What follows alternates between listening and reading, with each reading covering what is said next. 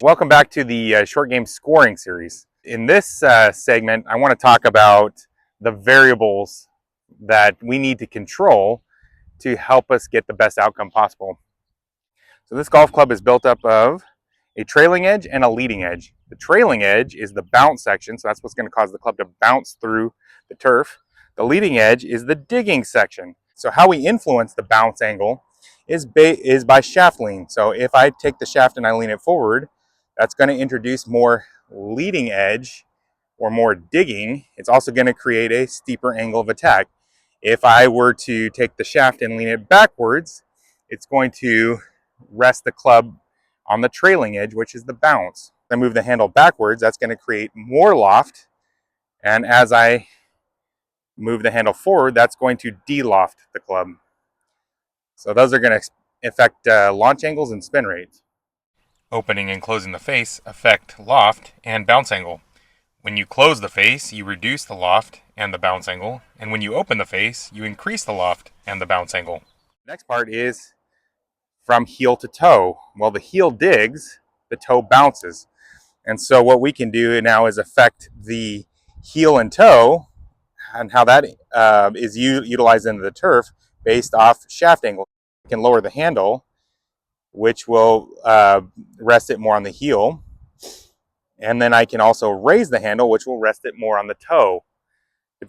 So there are different types of shots we can play based off how we orient this golf club. What type of shot we're going to play is going to determine how we orient our body at setup. After I've determined my lie and what kind of shot type I'm going to pick, then we're going to have to control our variables in our body setup to match up with the shot type we're trying to play. And the variables that we would control would be our weight position.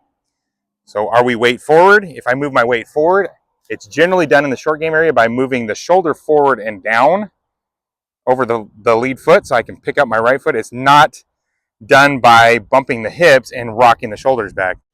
This photo highlights the setup difference between a golfer with the highest short game handicap and an elite level setup. The golfer on the left has placed their weight forward onto their lead foot by placing their lead hip over their lead foot, causing excessive spine tilt away from the target, and a forward shaft lean of approximately 18 degrees. Most wedges range from about 8 to 12 degrees of bounce, some being higher and some being lower, but on average that's about what it would be, so around 10 degrees of bounce. With an 18-degree shaft angle, for every degree of forward shaft lean, you lose 1 degree of bounce. So the effective bounce on that club is approximately negative 8 degrees. And with a negative bounce angle, there'll be nothing to stop the club from digging into the ground, reducing the chances of a good shot to almost zero. The golfer on the right, however, has a neutral spine angle. Their sternum is stacked over their pelvis, creating about 8 degrees of shaft lean. With 8 degrees of shaft lean, they have effectively 2 to 4 degrees of positive bounce angle, which will allow the club to slide under the ball, and as they release the club, it will create a more positive bounce and allow the club to bounce up through the turf, creating some margin of error and better contact. That neutral spine angle with the sternum stacked over the pelvis should be the targeted setup for the basic chip and pitch shots. So shoulder tilt is going to influence the angle of attack, and it's also going to pitch up the club. So if I have steeper shoulders, I'm going to come in steeper to the ball. If I have shoulder tilt in the opposite direction, I'm going to come in shallower into impact. So how we utilize our shoulders, how we utilize our weight, as well as how we position the sternum in relation to where the ball is located.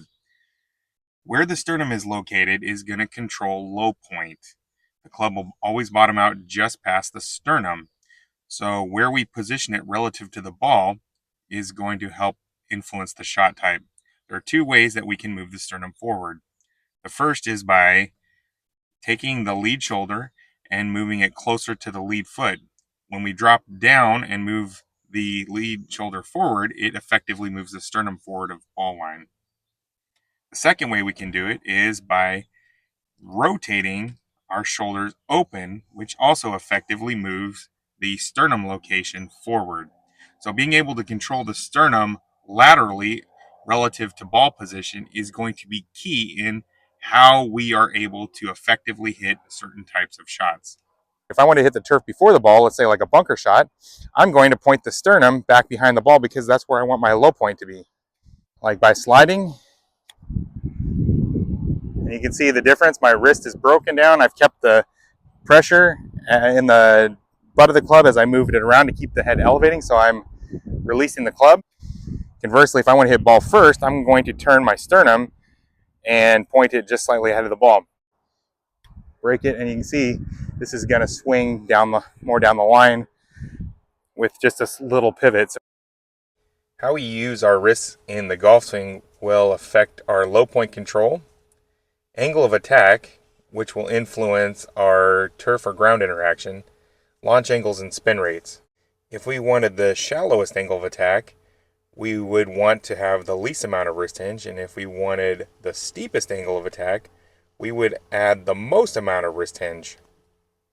The players with the most effective short games are the best predictors, meaning they can predict the outcome of a shot before they hit it by assessing the lie and picking their most optimal shot. And then they adjust their variables of their club setup and their body setup to give them the best chance of success to hit the shot that's required. No two shots on the golf course are the same, so players with effective short games can take their base pitch or chip shot, and then they can adjust the variables to hit the shot that gives them the most optimal chance to get the ball as close to the hole as possible to reduce their scores. In the future upcoming short game series videos, we're going to go through a variety of shots, and understanding the variables that you need to change to hit those types of shots is going to be crucial. Thanks for watching. I hope you enjoyed the video series. Like, subscribe, comment, tell me what works for you. Let's get a dialogue going. I want to learn just as much from you and figure out what works, because I'd like to try. I love experimenting. I love to see trying to implement new shots, new techniques, and I like making my game better. So that's the purpose of this channel and these series is I'm going to take what I've learned, try to pass that along, and then hopefully I get people that come into this channel that watch things and say, hey, you're not doing this, or have you tried this? Have you tried that? You know, and hopefully we can keep it in a positive manner where we can learn from each other. So I appreciate you watching the video. And if you have any questions, please leave some comments, and let's get a dialogue going. Thank you.